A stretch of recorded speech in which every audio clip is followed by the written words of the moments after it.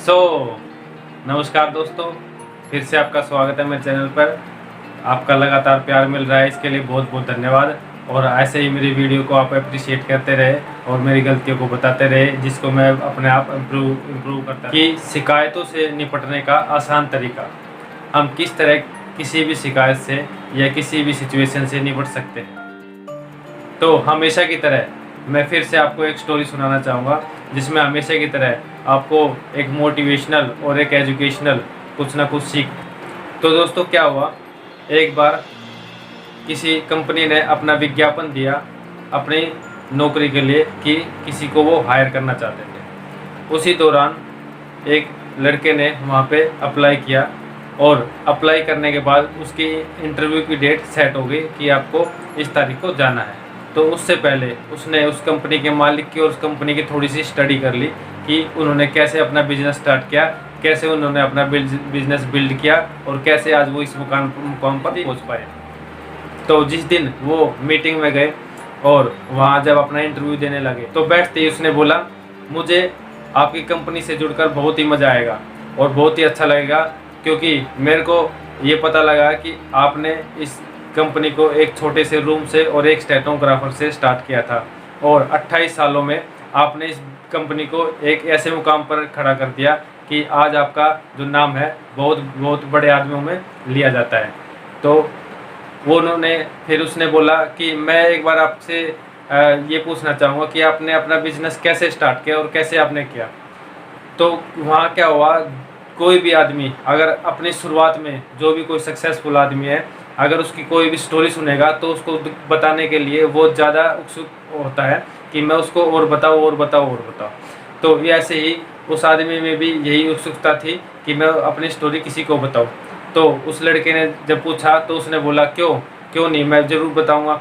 उसने बोला कि जब मैंने शुरुआत में स्टार्ट किया था तो मैंने सिर्फ $145 से स्टार्ट किया था और मेरे साथ में एक छोटा सा बस एक ऑफिस था और एक स्टेनोग्राफर था, उसके साथ मैंने स्टार्ट किया। शुरुआत में मेरे को बहुत ज़्यादा मुश्किलें आई, मेरे किसी ने मजाक उड़ाया, हंसी उड़ाई, किसी ने मुझे नीचे दिखाया, किसी ने मुझे आगे बढ़ने नहीं दिया। पर दोस्तों मैं संघर्ष करता रहा और आज मैं इस मुकाम पर पहुंच गया हूं कि मैंने अपना एक बिजनेस, इतना बड़ा बिजनेस स्टार्ट कर लिया है कि इस बिजनेस में मैं अब एक ऐसे मुकाम पे हूँ कि यहाँ के जो टॉप लीडर है, जो टॉप एडवाइज़र है, वो भी मुझसे एडवाइस लेने आते कि अब उस सिचुएशन में वो क्या करें। तो यही सारी बातें उन्होंने अपनी बताई, अपने संघर्ष के बारे में बताई, अपनी एक एक बात बताई। बहुत टाइम लिया उन्होंने, लगभग आधा से 1 घंटा वो खुद अपने आप में बोलते रहे, जो उनका इंटरव्यू ले रहे थे, यानी वहाँ के जो बॉस थे। फिर जो उनके बॉस ने, क्या हुआ कि उनको बॉस ने जब अपनी सारी बात बोल दी, उसके बाद उससे बोला, तो उसने बोला कि आप एक अपना संक्षिप्त परिचय दीजिए। तो उसके बाद जो लड़का था उसने सिर्फ अपना नाम, अपना प्रोफेशन, अपना हॉबी, ये सिर्फ अपना जो भी उसने थोड़ा बहुत था वो बताया। उसके बाद उसका जो बॉस था, जिसने इंटरव्यू जो ले रहा था, वो बोला कि हमें जिस आदमी की तलाश थी वो आदमी हमें मिल गया है, अब हमें ज़्यादा इंटरव्यू लेने की ज़रूरत नहीं है। तो यहाँ क्या हुआ दोस्तों, यहाँ पर हमने जो भी है अपनी बात ना बोलकर दूसरे को मौका दिया बोलने के लिए।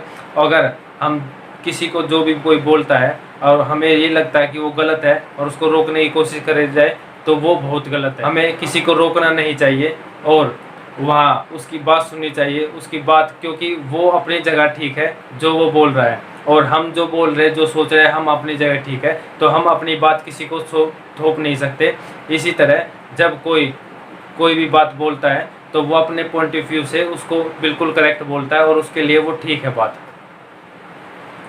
अगर आप किसी की बात से असहमत है और आपको लगे कि वो गलत बोल रहा है, तो आप उसको, आपकी इच्छा होगी कि उसको रोक दो और उसको मैं सही करूं, पर ये करना बहुत ही खतरनाक होगा।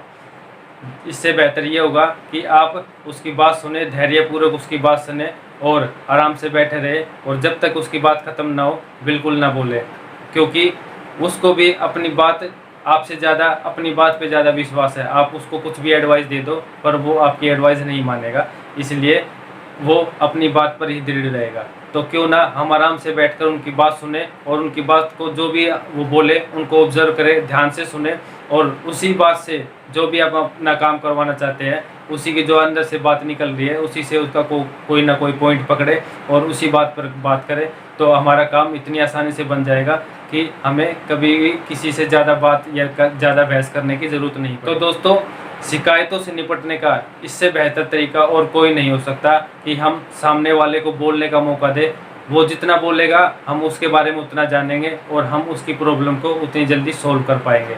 तो जितना हो सके आप दूसरे को बोलने का मौका दीजिए और उसकी बात को ध्यानपूर्वक, धैर्य से और बैठे हुए पूरे ईमानदारी से उसकी बात सुने और फिर उसको उसका सलूशन बता सकते हैं। उसके बाद वो आपकी बात भी सुनेगा और उस पर अमल। तो दोस्तों, आज की वीडियो आपको कैसी लगी?